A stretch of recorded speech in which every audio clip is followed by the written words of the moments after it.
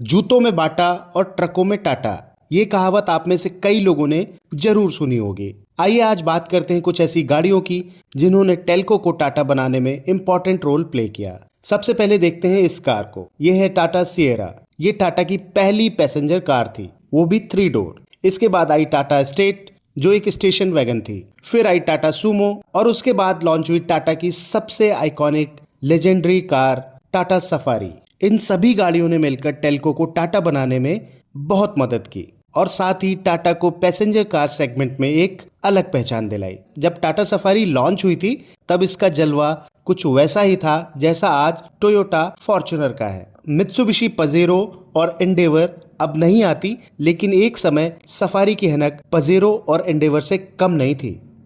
यानी उस दौर में टाटा सफारी को सच में बाहुबली कार समझा जाता था। अब एक फैक्ट बताता हूँ। अगर आपको लगता है कि टाटा सूमो का नाम सूमो रेसलिंग से इंस्पायर्ड है तो आप गलत हैं। सूमो नाम दरअसल टेल्को यानी Tata engineering and locomotive company के चीफ एग्जीक्यूटिव ऑफिसर रहे सुमंत मूलगांवकर जी के नाम से लिया गया था। सूमो का एसयू आया सुमंत से और एमओ आया मूलगांवकर सरनेम से और इस तरह बना सूमो। टाटा का विजन हमेशा से ही मजबूत रहा है और हमेशा ही समय से आगे का रहा है। यही वजह थी कि मोर कार पर कार जैसी टैगलाइन के साथ टाटा इंडिका और इंडिया की पहली micro city car Tata nano launch हो पाई। एक और बात बताऊं, इंडिका एक पोर्टमेंटो है, यानी 2 वर्ड से मिलकर बना हुआ एक नाम। इंडिका इंडियन और कार 2 वर्ड से मिलकर बना हुआ है। इंडियन से लिया गया INDI और कार से लिया गया CA और इस तरह नाम बना इंडिका। जब टाटा के अच्छे अच्छे काम की बात हो रही है तो टाटा वेंचर और टाटा विंगर को हम लोग कैसे भूल सकते हैं। हालांकि टाटा वेंचर को ज़्यादा सक्सेस नहीं मिल पाई,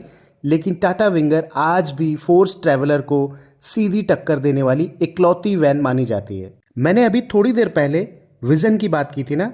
टाटा विंगर और टाटा वेंचर, इन दोनों गाड़ियों का विजन आज का नहीं बल्कि 1990 के डेकेड का है। एक और इंटरेस्टिंग बात बताता हूँ। टाटा विंगर रेनो ट्रैफिक से इंस्पायर्ड थी। आज के इस वीडियो में मैं आपको टाटा की एक ऐसी ही MPV के बारे में बताने जा रहा हूं जिसने विंगर की फाउंडेशन में पहली ईंट रखे जाने का काम किया था। नमस्कार दोस्तों, आपका हमारे चैनल पर बहुत बहुत स्वागत है। आपके सामने जो MPV दिखाई दे रही है, अगर ये लॉन्च हो जाती तो ये टाटा की पहली MPV होती और साथ ही इंडिया की पहली मेड इन इंडिया MPV होती। लेकिन कहते हैं ना, देर आए दुरुस्त आए। टाटा ने कैलिप्सो को बनाया जरूर, लेकिन इसे कभी लॉन्च नहीं किया। इसी विजन को साकार करने में टाटा को पूरे 15 साल लग गए और उसके बाद जाकर टाटा विंगर लॉन्च हुई। तो लीजिए, आपके सामने है टाटा कैलिप्सो। टाटा कैलिप्सो को ईयर 1992 में रिवील किया गया था। उसी समय टाटा अपनी 207 series, Tata mobile pickup, Tata Sierra और टाटा स्टेट पर काम कर रही थी। ये सभी गाड़ियां बॉडी ऑन फ्रेम कंस्ट्रक्शन पर बनी थी और इसमें लगा था 483 डीजल इंजन जो 5 स्पीड गियर बॉक्स के साथ आता था। बदलते ट्रेंड्स को देखते हुए टेल्को नए मॉडल्स जल्दी बनाकर लॉन्च करना चाहती थी। इसी वजह से इस MPV के लिए टाटा ने मोनोकॉक कंस्ट्रक्शन पर ज्यादा जोर दिया। टाटा ने अपने इस MPV प्रोजेक्ट को नाम दिया था LP207, जिसका नाम बाद में बदलकर कैलिप्सो हो गया। टाटा कैलिप्सो टेल्को यानी टाटा की पहली मोनोकॉक व्हीकल थी। इस MPV की सीटिंग कैपेसिटी 10 पैसेंजर्स की थी।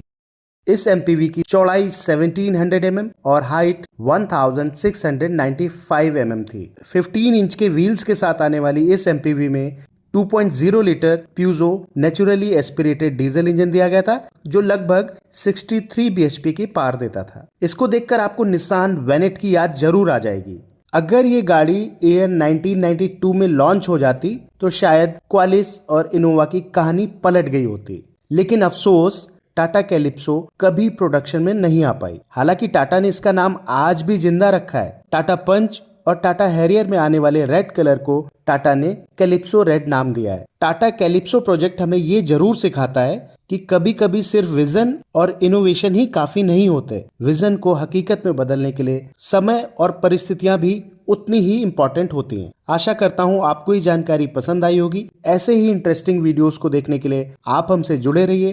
Tata Motors, connecting aspirations.